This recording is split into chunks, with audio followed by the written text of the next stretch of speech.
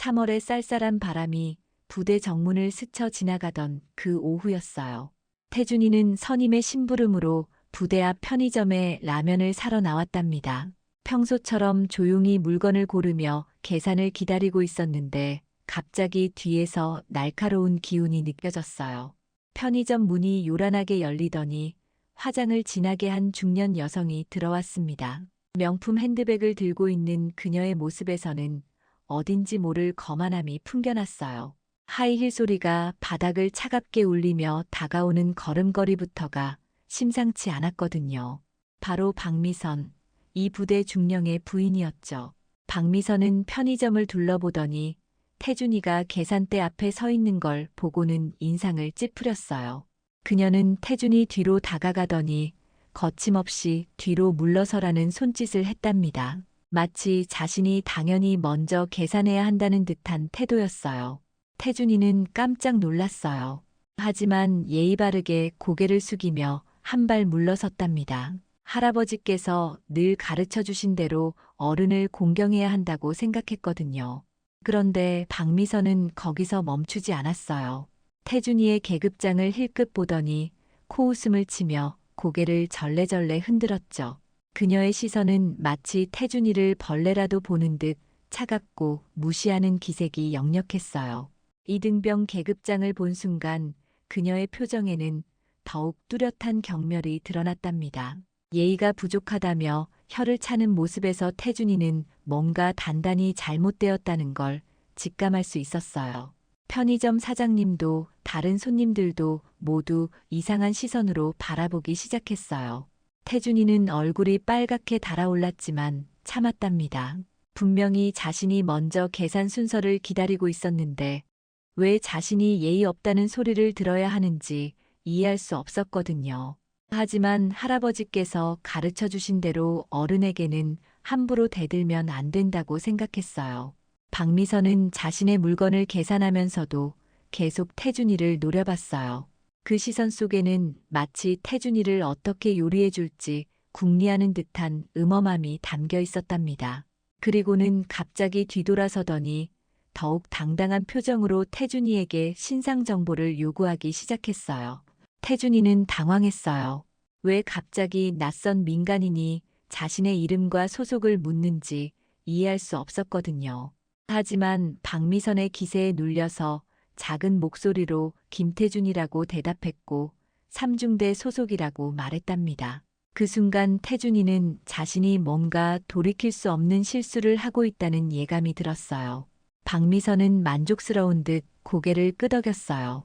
그리고는 가방에서 핸드폰을 꺼내더니 뭔가를 적기 시작했답니다. 그 모습이 마치 사냥감을 표시해두는 사냥꾼 같아서 태준이는 등골이 서늘해졌어요. 김태준, 삼중대라고 중얼거리며 메모하는 그녀의 모습에서는 섬뜩한 기운이 느껴졌거든요. 그녀는 자신의 남편이 이 부대의 중령이라고 으름장을 놓았어요. 목소리는 점점 커졌고 편의점 안은 어색한 침묵에 휩싸였답니다. 마치 자신의 지위를 과시하며 태준이를 위축시키려는 듯한 태도였어요. 태준이는 고개를 더욱 숙였답니다. 억울한 마음이 치밀어 올랐지만 어떻게 대응해야 할지 몰랐거든요. 사실 태준이도 군인 가정에서 자란 아이였어요. 하지만 아버지의 직업이나 계급을 이용해서 다른 사람들을 괴롭히는 건 상상도 해본 적이 없었답니다. 오히려 아버지가 높은 지위에 있다는 걸 부담스러워했고 그래서 입대할 때도 자신의 배경을 철저히 숨겼거든요. 그런 태준이에게 박미선의 행동은 충격 그 자체였어요. 박미선은 계산을 마치고 나가면서도 태준이에게 한 번 더 차가운 시선을 던졌어요. 다음부터는 제대로 행동하라며 요즘 애들은 정말 버릇이 없다고 중얼거리는 그녀의 모습에서 태준이는 깊은 실망감을 느꼈답니다. 나이가 많다고 해서 모든 어른이 존경받을 만한 건 아니라는 걸 처음으로 깨달은 순간이었어요. 편의점 문이 닫히고 나서야 태준이는 한숨을 깊게 내쉬었어요. 사장님이 미안한 듯 바라보며 군인이 참 힘들다고 위로해 주었지만 태준이의 마음은 이미 복잡해져 있었답니다. 자신이 뭘 잘못했는지도 모르겠고 앞으로 어떤 일이 벌어질지도 예상할 수 없었거든요. 부대로 돌아가는 길, 태준이는 계속 그 일을 생각했어요.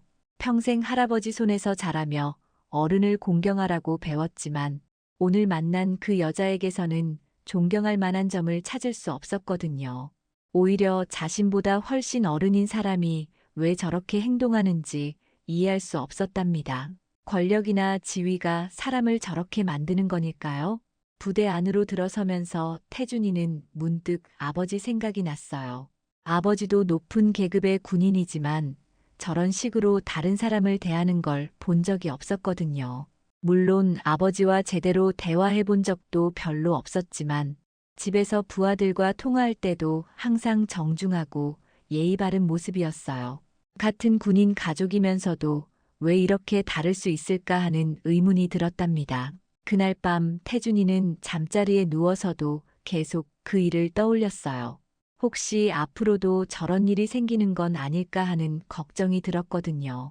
박미선이 자신의 이름과 소속을 그렇게 자세히 적어둔 게 마음에 걸렸어요. 분명히 뭔가 계획이 있을 거라는 불안한 예감이 들었답니다. 하지만 그때는 몰랐어요. 이것이 단순한 우연이 아니라 앞으로 벌어질 더 큰 시련의 시작이라는 걸 말이에요. 태준이의 평범했던 군 생활이 어떻게 뒤바뀔지, 그리고 숨겨왔던 자신의 정체성과 어떻게 마주하게 될지는 아직 상상도 못했거든요. 다음 날부터 태준이의 군 생활에는 작은 변화가 생기기 시작했답니다. 그 변화가 어떤 의미인지, 그리고 자신이 지켜온 평범한 일상이 얼마나 소중한 것이었는지를 깨닫게 되는 건 조금 더 시간이 흘러서였어요. 편의점에서의 그 불쾌한 만남 이후 사흘이 지났을 때였어요. 태준이는 평소와 다름없이 아침 점호를 마치고 청소를 하고 있었는데 갑자기 분대장이 다가왔답니다. 평소보다 표정이 굳어있는 게 심상치 않았어요. 분대장은 태준이에게 중대장실로 가라고 했어요. 이유는 말해주지 않았지만 그 표정에서 좋지 않은 일이라는 걸 직감할 수 있었답니다. 태준이는 가슴이 두근거리며 중대장실 문을 두드렸어요. 혹시 편의점에서 벌어진 일과 관련이 있는 건 아닐까 하는 불안한 생각이 머릿속을 맴돌았거든요. 중대장은 평소보다 차가운 목소리로 태준이를 불러들였어요. 그리고는 책상 위에 놓인 종이를 가리키며 민원이 들어왔다고 말했답니다. 태준이의 예상이 맞았어요. 박미선이 부대에 정식으로 민원을 넣은 거였죠. 민원의 내용은 가관이었어요. 태준이가 편의점에서 예의 없이 행동했고 군인으로서 품위를 지키지 못했으며 민간인에게 불쾌감을 주었다는 것이었답니다. 심지어 태준이가 먼저 시비를 걸었다고 적혀 있었어요. 완전히 사실과 다른 내용이었지만 태준이는 어떻게 해명해야 할지 막막했답니다. 중대장은 태준이에게 앞으로 조심하라고 경고했어요. 특히 중령 부인이 직접 민원을 넣은 만큼 더 큰 문제가 되지 않도록 주의하라고 했답니다. 태준이는 억울했지만 그저 고개를 끄덕일 수밖에 없었어요. 자신의 입장을 설명해봐도 소용없을 거라는 걸 알았거든요. 중대장실을 나오는 태준이의 마음은 무거웠어요. 이제 부대 내에서 자신을 바라보는 시선이 달라질 거라는 걸 알 수 있었답니다. 과연 그 예상은 맞았어요. 점심시간이 되자 동료들 사이에서 소문이 퍼지기 시작했거든요. 태준이가 중령 부인과 시비가 붙었다는 소문이었어요. 이야기는 입에서 입으로 전해지면서 점점 과장되었답니다. 어떤 이는 태준이가 중령 부인에게 대들었다고 했고 또 어떤 이는 태준이가 무례하게 굴었다고 했어요. 진실은 아무도 관심 없었답니다. 동료들의 시선이 달라지는 걸 느낄 수 있었어요. 평소 친하게 지내던 선우임들도 태준이와 거리를 두기 시작했답니다. 누구도 중령 부인과 연관된 문제에 휘말리고 싶어 하지 않았거든요. 태준이는 점점 고립되어 가는 자신을 느꼈어요. 그런데 더 큰 문제는 따로 있었답니다. 박미선이 한 번으로 끝낼 생각이 없다는 거였어요.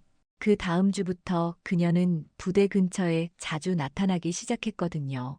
마치 태준이를 감시하듯 말이에요. 부대 정문 앞을 지날 때마다 박미선의 차가 보였어요. 그녀는 차 안에서 태준이를 노려보며 뭔가를 적고 있었답니다. 태준이가 언제 부대를 나가고 어디에 가는지 일일이 체크하는 것 같았어요. 그 시선이 느껴질 때마다 태준이는 온몸이 경직되었답니다. 어느 날은 태준이가 부대 앞 이발소에 갔을 때였어요. 이발을 마치고 나오는데 박미선이 이발소 앞에 서 있는 게 아니겠어요. 그녀는 태준이를 보자마자 차가운 미소를 지었답니다. 마치 사냥감을 발견한 사냥꾼의 표정이었어요. 박미선은 태준이에게 다가와서는 아직도 정신을 못 차렸다며 혀를 찼어요. 그리고는 자신이 얼마나 큰 권력을 가지고 있는지 과시하듯 말했답니다. 남편뿐만 아니라 다른 고위 간부들과도 친분이 있다고, 태준이 같은 이등병 따위는 언제든지 어떻게든 할 수 있다고 위협했어요. 태준이는 그때 처음으로 진짜 두려움을 느꼈어요. 이게 단순한 일회성 사건이 아니라는 걸 깨달았거든요.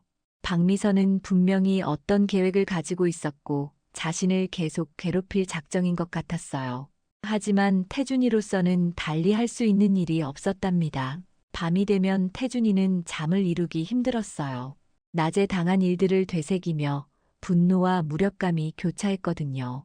왜 자신이 이런 일을 당해야 하는지, 도대체 뭘 잘못했는지 아무리 생각해도 답이 나오지 않았어요. 그러던 어느 날 밤 태준이는 문득 아버지 생각이 났어요. 만약 아버지가 이 상황을 안다면 어떻게 할까요? 하지만 곧바로 고개를 저었답니다. 아버지에게 도움을 요청하는 건 자신이 지켜온 원칙에 어긋나는 일이었거든요. 태준이는 어릴 때부터 아버지의 권력에 기대지 않고 스스로의 힘으로 살아가겠다고 다짐했었어요. 군대에 와서도 그 원칙을 지키고 있었답니다. 다른 사람들처럼 뒷배경을 내세우는 게 아니라 평범한 이등병으로서 군 생활을 하고 싶었거든요. 하지만 지금 상황에서 그 원칙이 오히려 발목을 잡고 있는 것 같았어요. 박미선은 자신이 아무런 뒷배경이 없는 평범한 이등병이라고 생각하고 있었고, 그래서 더욱 대담하게 괴롭히고 있는 거였답니다. 태준이는 복잡한 감정에 휩싸였어요. 아버지에 대한 그리움과 원망이 동시에 밀려왔거든요. 어릴 때 어머니가 돌아가신 후 아버지와의 관계는 점점 멀어졌어요. 아버지는 항상 바빴고 태준이는 대부분 할아버지와 함께 지냈답니다. 할아버지는 태준이에게 겸손과 인내를 가르쳐 주셨어요. 남에게 피해를 주지 말고 어려운 일이 있어도 참고 견디라고 하셨죠. 하지만 지금 상황에서는 그런 가르침이 무력하게 느껴졌어요. 참고 견디기만 해서는 해결되지 않는 문제가 있다는 걸 깨닫기 시작했거든요. 박미선의 괴롭힘은 날이 갈수록 교묘해졌어요. 직접적으로 해를 가하는 건 아니었지만 태준이의 일거수일투족을 감시하고 부대에 지속적으로 민원을 넣었답니다. 태준이가 조금이라도 규정에서 벗어나는 행동을 하면 바로 문제를 제기했어요. 부대 내에서 태준이를 바라보는 시선은 점점 더 차가워졌어요. 간부들도 태준이를 귀찮은 존재로 여기기 시작했고 동료들도 거리를 두었답니다. 태준이는 점점 더 고립되어 갔어요.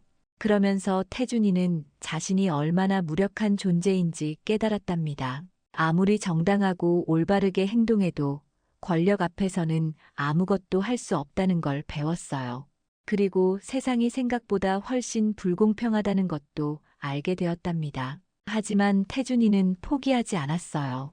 비록 상황이 어렵더라도 자신의 신념을 버리고 싶지 않았거든요. 할아버지께서 가르쳐 주신 올바른 길을 계속 걸어가고 싶었어요. 설령 그 길이 험하고 외로울지라도 말이에요. 박미선의 괴롭힘이 시작된 지 한 달이 지났을 때였어요. 태준이의 군 생활은 이미 지옥으로 변해버렸답니다. 매일매일이 고통의 연속이었고 언제 또 다른 문제가 터질지 모르는 불안감에 시달렸어요. 그날은 부대에서 원래 대청소가 있는 날이었답니다. 태준이는 다른 동료들과 함께 부대 정문 근처를 청소하고 있었어요. 평소보다 많은 민간인들이 부대 앞을 지나다니고 있었는데 그 중에는 다른 부대 간부들의 가족들도 섞여 있었답니다. 청소를 하던 중 태준이는 익숙한 차 소리를 들었어요. 고개를 들어보니 박미선의 검은색 승용차가 부대 앞에 멈춰 서고 있었답니다. 태준이의 가슴이 철렁 내려앉았어요. 오늘은 뭔가 다른 일이 벌어질 것 같은 불길한 예감이 들었거든요. 박미선이 차에서 내렸을 때 그녀는 평소보다 더 화려하게 차려입고 있었어요. 마치 무슨 중요한 일이라도 있는 듯한 모습이었답니다. 그리고 그녀 혼자가 아니었어요. 함께 온 사람들이 있었는데 모두 비슷한 연령대의 여성들이었답니다. 아마도 다른 간부들의 부인들인 것 같았어요. 태준이는 슬그머니 고개를 숙이고 청소에만 집중하려 했어요. 박미선의 눈에 띄지 않기를 바랐거든요. 하지만 운명은 그를 그냥 두지 않았답니다. 박미선이 태준이를 발견한 거예요. 박미선은 동행한 여성들에게 뭔가를 속삭이더니 태준이 쪽으로 걸어왔어요. 그녀의 얼굴에는 아기에 찬 미소가 번지고 있었답니다. 마치 오랫동안 기다려온 기회가 드디어 왔다는 듯한 표정이었어요. 태준이는 청소 도구를 든 채로 몸을 웅크렸어요. 하지만 박미선은 그런 태준이를 놓아줄 생각이 없었답니다. 그녀는 큰 소리로 태준이를 부르기 시작했어요. 주변에 있던 모든 사람들의 시선이 이쪽으로 집중되었답니다. 박미선은 동행한 여성들에게 태준이를 가리키며 설명하기 시작했어요. 바로 이 군인이 자신에게 무례하게 굴었던 그 이등병이라고 말이에요. 그리고는 요즘 젊은 군인들이 얼마나 버릇없는지에 대해 목소리 높여 이야기했답니다. 태준이는 얼굴이 빨갛게 달아올랐어요. 주변에서 청소하던 동료들도 지나가던 민간인들도 모두 태준이를 바라보고 있었거든요. 그 시선들 속에는 호기심, 동정, 그리고 경멸이 뒤섞여 있었어요. 하지만 박미선은 거기서 멈추지 않았답니다. 그녀는 한 걸음 더 나아갔어요. 태준이에게 다가가서는 청소 도구를 제대로 들고 있지도 못한다며 비웃었답니다. 그리고는 태준이의 청소 상태를 일일이 지적하기 시작했어요. 태준이가 청소한 부분을 손가락으로 가리키며 더럽다고 했고 다시 하라고 명령했어요. 마치 자신이 태준이의 상관이라도 되는 듯한 태도였답니다. 태준이는 참으려 했지만 점점 분노가 치밀어 올랐어요.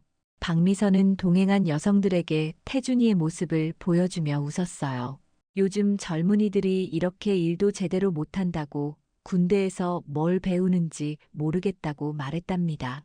그 말들은 태준이의 마음에 깊은 상처를 남겼어요. 그때였어요. 박미선이 정말로 선을 넘는 행동을 한 거예요. 그녀는 태준이에게 무릎을 꿇고 청소하라고 했답니다. 자신 앞에서 무릎을 꿇고 사과하면서 청소하라고 명령한 거예요. 태준이는 그 순간 모든 것이 정지된 것 같았어요. 주변의 소음도 사람들의 시선도 모든 게 멈춘 것 같았답니다. 오직 박미선의 그 악의적인 명령만이 귓속에서 맴돌았어요. 무릎을 꿇으라는 것. 그것은 단순한 청소 지시가 아니었어요. 그것은 태준이의 인격을 짓밟는 행위였고 그의 존엄성을 완전히 무시하는 모독이었답니다. 태준이는 그 순간 자신 안에서 뭔가가 끊어지는 소리를 들었어요. 태준이는 떨리는 손으로 청소 도구를 꽉 잡았어요. 할아버지의 가르침이 머릿속을 스쳐 지나갔답니다. 어른을 공경하라는 말씀, 참고 견디라는 교훈들. 하지만 동시에 또 다른 목소리도 들렸어요. 부당한 일 앞에서는 맞서 싸워야 한다는 목소리였죠. 박미선은 태준이가 주저하는 것을 보고 더욱 큰 소리로 명령했어요. 빨리 무릎을 꿇으라고, 자신이 누구인지 모르냐고 소리쳤답니다. 그 순간 태준이는 깨달았어요. 이대로 굴복한다면 자신은 영원히 박미선의 장난감이 될 거라는 걸 말이에요. 주변에 있던 사람들은 숨을 죽이고 상황을 지켜보고 있었어요. 어떤 이는 태준이를 동정하는 눈빛을 보냈고 어떤 이는 그저 구경거리를 보듯 했답니다. 하지만 아무도 나서서 도와주지는 않았어요. 모두가 방관자였죠. 태준이는 그 순간 결심을 했어요. 더 이상은 참을 수 없다고. 자신의 존엄성을 지키기 위해서라면 어떤 대가라도 치를 각오가 되어 있다고. 그는 천천히 고개를 들어 박미선을 똑바로 바라봤답니다. 태준이의 눈빛이 달라진 걸 느낀 박미선은 잠시 당황했어요. 지금까지 순종적이고 소극적이었던 태준이의 모습과는 전혀 다른 기운이 느껴졌거든요. 하지만 그녀는 곧 다시 거만한 표정을 지었답니다. 태준이는 조용히 하지만 또렷하게 말했어요. 자신은 무릎을 꿇지 않겠다고. 잘못한 일도 없는데 왜 무릎을 꿇어야 하는지 모르겠다고 했답니다. 그 말이 끝나자 주변이 술렁거리기 시작했어요. 박미선의 얼굴이 순식간에 일그러졌어요. 지금까지 자신의 권위에 도전하는 사람은 없었는데 고작 이등병 하나가 감히 대들고 있는 거였거든요. 그녀는 분노로 몸을 떨며 태준이를 노려봤답니다. 그리고는 더욱 큰 소리로 소리쳤어요. 감히 중령 부인에게 대드냐고. 당장 무릎을 꿇지 않으면 검은색 승용차가 부대 정문 앞에 조용히 멈춰 섰어요. 차 안에서 김정호 사단장은 창밖의 광경을 바라보고 있었답니다. 처음에는 단순한 청소 작업 정도로 생각했는데 뭔가 이상한 분위기가 감돌고 있었어요. 사람들이 한 곳에 모여서 웅성거리고 있었고 그 중심에는 한 명의 이등병이 서 있었답니다. 김정호는 차창을 조금 내리고 상황을 자세히 관찰하기 시작했어요. 그런데 그 이등병의 뒷모습이 어딘지 낯익은 것 같았답니다. 김정호의 시선이 그 이등병에게 고정되었을 때 그는 자신의 눈을 의심했어요.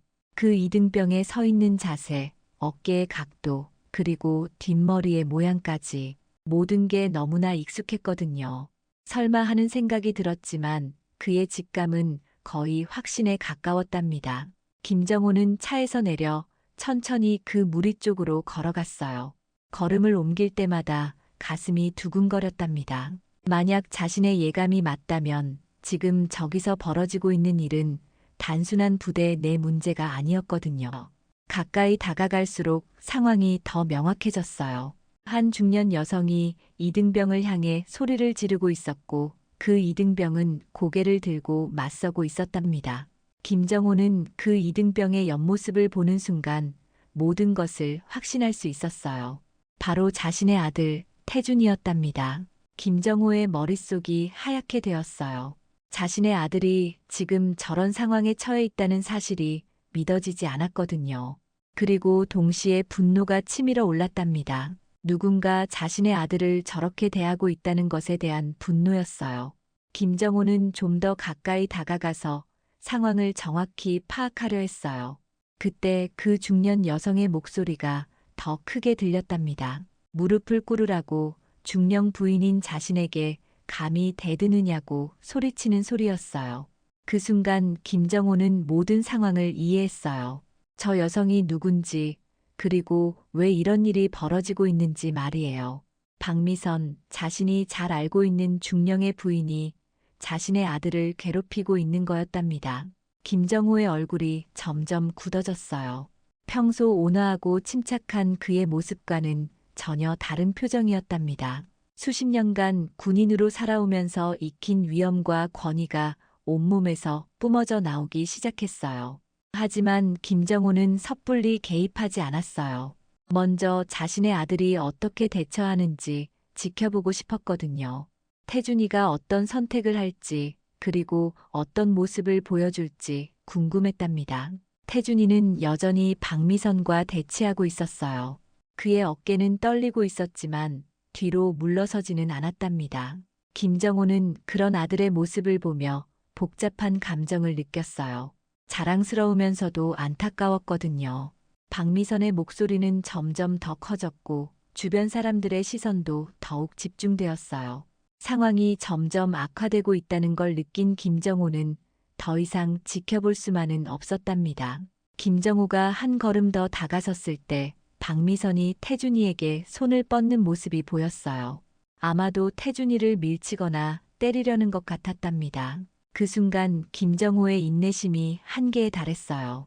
김정호는 더 이상 참을 수 없었어요. 자신의 아들이 저런 모욕을 당하는 걸 두고 볼 수 없었거든요. 그는 큰 걸음으로 그들에게 다가갔답니다. 김정호의 접근을 가장 먼저 눈치챈 건 주변에 있던 다른 사람들이었어요. 사단장의 위험 있는 모습을 본 그들은 자동으로 길을 비켜주었답니다. 하지만 박미선과 태준이는 서로에게만 집중하고 있어서 김정호의 존재를 전혀 눈치채지 못했어요. 김정호가 그들 바로 뒤에 도착했을 때 박미선은 여전히 태준이에게 소리를 지르고 있었답니다. 이등병 주제에 감히 중령 부인에게 대드냐고 당장 무릎을 꿇고 사과하라고 명령하고 있었어요. 김정호는 그 모든 말을 다 들었어요. 그리고 자신의 아들이 얼마나 오랫동안 이런 모욕을 당해왔는지 짐작할 수 있었답니다. 분노가 치밀어 올랐지만 그는 자신의 감정을 억눌렀어요. 사단장으로서의 품위를 잃고 싶지 않았거든요. 김정호는 목을 가다듬고 차분하지만 위험 있는 목소리로 말했어요. 무슨 일인지 물어본 거였답니다. 그 목소리를 들은 순간 주변의 모든 사람들이 고개를 돌렸어요. 박미선도 뒤돌아봤는데 김정호의 모습을 본 순간 얼굴이 하얗게 질렸답니다. 사단장이 여기 있다는 건 전혀 예상하지 못했었거든요. 하지만 그녀는 곧 마음을 다잡았어요. 자신이 피해자라고 생각했으니까요. 박미선은 김정호에게 다가가서 상황을 설명하기 시작했어요. 저 이등병이 자신에게 무례하게 굴었다고 중령 부인인 자신을 무시했다고 말했답니다. 그리고 지금도 사과하지 않고 대들고 있다고 덧붙였어요. 김정호는 박미선의 말을 조용히 들었어요. 하지만 그의 시선은 계속 태준이에게 향해 있었답니다. 태준이는 아직도 아버지의 존재를 눈치채지 못하고 있었어요. 그는 여전히 자신 앞에 서 있는 박미선에게만 집중하고 있었거든요. 김정호는 박미선의 설명이 끝나자 태준이를 불렀어요. 이등병 김태준이라고 정확한 이름으로 부른 거였답니다. 그 목소리를 들은 태준이는 깜짝 놀라서 뒤돌아봤어요. 태준이와 김정호의 눈이 마주쳤을 때 시간이 정지된 것 같았어요. 아들은 자신의 아버지가 이곳에 있다는 사실에 충격을 받았고 아버지는 자신의 아들이 이런 상황에 처해 있다는 걸 직접 목격한 슬픔을 느꼈답니다. 태준이의 눈에는 당황과 부끄러움이 동시에 나타났어요. 자신이 이런 모습을 아버지에게 보이게 된 것에 대한 죄스러움이 밀려왔거든요. 하지만 김정호의 눈에는 다른 감정이 담겨 있었답니다. 김정호는 아들을 바라보며 깊은 미안함을 느꼈어요. 자신이 아들을 제대로 보호해주지 못했다는 자책감이 몰려왔거든요. 그리고 동시에 이런 상황을 만든 박미선에 대한 분노도 커져갔답니다. 박미선은 김정호와 태준이 사이의 묘한 분위기를 감지했어요. 뭔가 이상하다는 걸 느꼈지만 아직까지는 둘 사이의 관계를 정확히 파악하지 못했답니다. 그녀는 김정호에게 저 이등병을 처벌해달라고 요구했어요. 하지만 김정호의 반응은 박미선의 예상과 달랐어요. 그는 차분하지만 단호한 목소리로 박미선에게 물었답니다. 정말로 저 이등병이 잘못한 게 확실하냐고 구체적으로 무엇을 잘못했는지 말해보라고 했어요. 그 질문을 받은 박미선은 당황했어요.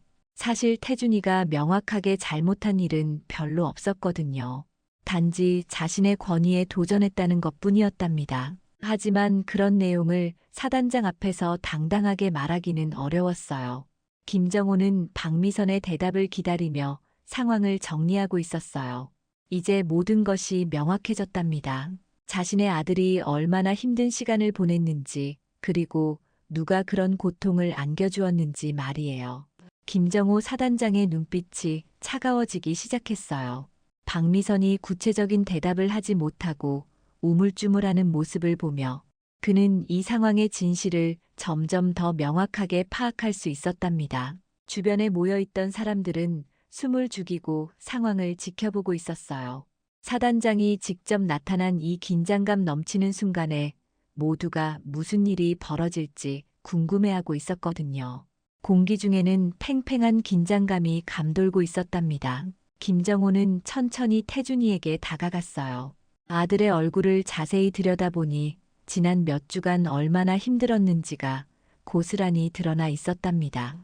야윈 얼굴, 깊어진 눈가의 그늘, 그리고 어깨를 짓누르는 피로감까지 모든 것이 김정호의 마음을 아프게 했어요.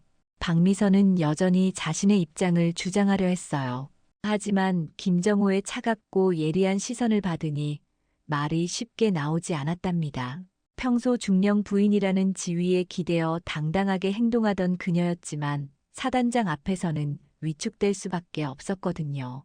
김정호는 박미선에게 지금까지의 경위를 정확히 설명해 보라고 요구했어요. 처음 편의점에서 벌어진 일부터 오늘까지의 모든 과정을 빠짐없이 말해보라고 했답니다. 그의 목소리에는 거부할 수 없는 권위가 담겨 있었어요. 박미선은 어쩔 수 없이 자신의 관점에서 상황을 설명하기 시작했어요. 하지만 그녀의 설명을 들으면서 김정호는 점점 더 분노가 치밀어 오르는 걸 느꼈답니다. 박미선의 말 속에서 진실이 무엇인지 너무나 명확하게 드러났거든요. 편의점에서 태준이가 먼저 계산을 기다리고 있었는데 박미선이 끼어들었다는 것, 태준이는 예의 바르게 양보했는데도 박미선이 계속 문제를 제기했다는 것, 그리고 그 이후로 지속적으로 태준이를 괴롭혀왔다는 것까지 모든 것이 드러났답니다. 김정호는 박미선의 설명을 들으며 자신의 아들이 얼마나 부당한 대우를 받아왔는지 깨달았어요. 그리고 동시에 태준이가 왜 자신에게 도움을 요청하지 않았는지도 이해할 수 있었답니다. 아들은 스스로의 힘으로 이 문제를 해결하려 했던 거였어요. 태준이는 아버지와 박미선이 이야기하는 동안 복잡한 감정에 휩싸여 있었어요. 한편으로는 아버지가 나타나서 안도감을 느꼈지만 다른 한편으로는 자신의 무력함이 드러난 것 같아서 부끄러웠답니다. 그리고 무엇보다 아버지와의 관계가 이런 식으로 재개되는 것이 어색했어요. 김정호는 박미선의 설명이 끝나자 주변에 있던 다른 목격자들에게도 의견을 물었어요. 편의점 사장, 청소 작업을 함께하던 다른 병사들, 그리고 오늘 현장에 있던 민간인들까지 모든 사람들의 증언은 일치했답니다. 증언들을 종합해보니 태준이는 처음부터 끝까지 예의 바르게 행동했다는 게 명확해졌어요. 오히려 박미선이 권력을 남용해서 무고한 이등병을 괴롭혀왔다는 사실이 드러났답니다. 김정호의 표정은 점점 더 차가워졌어요. 박미선은 상황이 자신에게 불리하게 돌아가는 걸 느끼고 당황하기 시작했어요. 지금까지 자신이 피해자라고 믿고 있었는데 오히려 자신이 가해자로 몰리고 있는 상황이었거든요. 그녀는 필사적으로 변명을 늘어놓기 시작했답니다. 하지만 김정호는 더 이상 박미선의 말을 들을 필요가 없었어요. 모든 사실이 명확해진 상황에서 그는 결단을 내려야 했답니다. 사단장으로서 그리고 아버지로서 어떤 조치를 취할지 말이에요. 김정호는 먼저 태준이에게 다가갔어요. 그리고는 조용하지만 따뜻한 목소리로 물었답니다. 지금까지 왜 이런 일을 혼자 감당하려 했는지, 왜 도움을 요청하지 않았는지 말이에요. 태준이는 아버지의 질문에 대답하기 어려워했어요. 사실 아버지와의 관계가 소원했고 아버지의 권력에 기대고 싶지 않았다고 말하기는 힘들었거든요. 하지만 김정호는 아들의 마음을 이해할 수 있었답니다. 김정호는 태준이의 어깨에 손을 올리며 말했어요. 혼자서 모든 걸 감당하려고 한 것은 용감한 일이지만 때로는 도움을 요청하는 것도 용기라고. 그리고 무엇보다 가족은 서로를 보호해야 한다고 했답니다. 그 순간 태준이의 눈에서 눈물이 흘러내렸어요. 지금까지 참아왔던 모든 감정이 한꺼번에 터져나오는 것 같았답니다. 분노, 좌절, 외로움, 그리고 안도감까지 모든 감정이 뒤섞여서 눈물로 나타났어요. 김정호는 아들을 조용히 안아주었어요. 수년 만에 나누는 아버지와 아들의 포옹이었답니다. 주변 사람들은 이 감동적인 장면을 조용히 지켜보았어요. 모두가 이 순간의 의미를 이해할 수 있었거든요.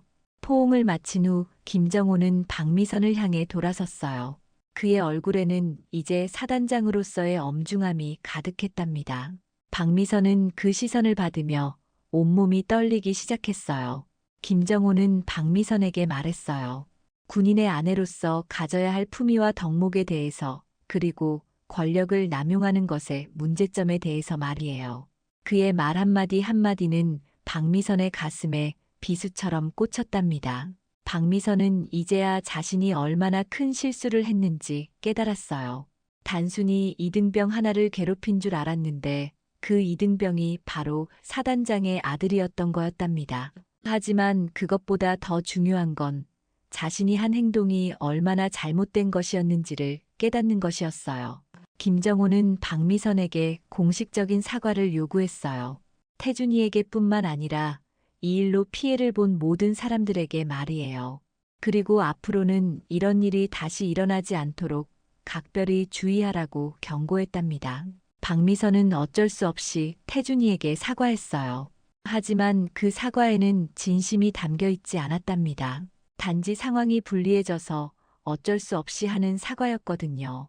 김정호는 그런 박미선의 태도를 보며 더 강력한 조치가 필요하다고 판단했어요. 김정호는 박미선의 남편인 중령을 부르도록 지시했어요.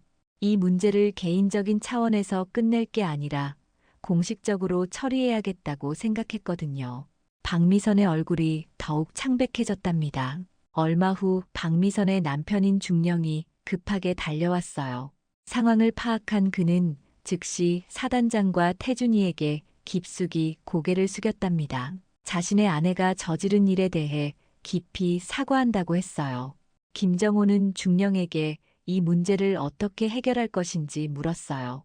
중령은 즉시 자신의 아내를 엄히 교육시키겠다고 약속했고 태준이에게도 정식으로 사과하겠다고 했답니다. 그리고 이런 일이 다시 일어나지 않도록 최선을 다하겠다고 맹세했어요. 상황이 정리되고 나서 김정호는 태준이와 단둘이 이야기할 시간을 가졌어요. 오랫동안 나누지 못했던 아버지와 아들의 대화가 시작되었답니다.